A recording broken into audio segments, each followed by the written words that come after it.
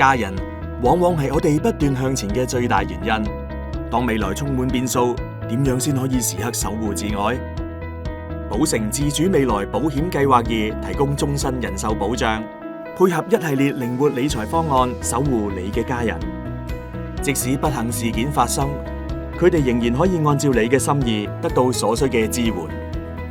35歲嘅 Eric 事業有成，仔仔 John 亦啱啱出世。作為家庭支柱，為咗守護太太 Vincy 同仔仔嘅未來， Eric 揀咗保誠自主未來保險計劃2，保額為20萬美元。保單生效後 ，Eric 即時獲得保障，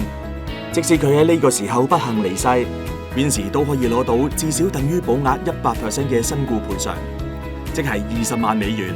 相等於首年已繳保費嘅57倍，為佢同仔仔提供最及時嘅支援。Eric 仲運用自主傳承去制定合適嘅身故賠償支付方案。假如自己不幸離世，Vincy 會先一筆過攞到身故賠償嘅20%，幫佢解決燃眉之急。剩低嘅就每月分期攞1000美元，等 Vincy 有長期穩定嘅經濟支援，可以專心照顧仔仔。人生需要面對唔同嘅風險，突發嘅健康狀況都可能為生活同財務安排帶嚟重大挑戰。家族有腦退化病史嘅 Eric， 透過無行為能力損項嘅保單權益轉讓，指定 Vincy 做指定持有人。咁樣將來佢就算因受保疾病而失去行為能力，Vincy 都可以接管保單，成為保單嘅新持有人，靈活提取現金或者行使保單選項，為家人做最好嘅安排。25年過去，仔仔 John 已經踏入社會，為咗更靈活配合家人嘅需要，Eric 運用開支散葉選項，將保單分拆成2等份。喺原有保單內，Eric 保留之前設立嘅自主傳承安排，用嚟保障太太嘅退休生活。喺新分拆保單內，佢指定 John 為受益人，再運用自主傳承，預設好身故賠償嘅發放時間同方式。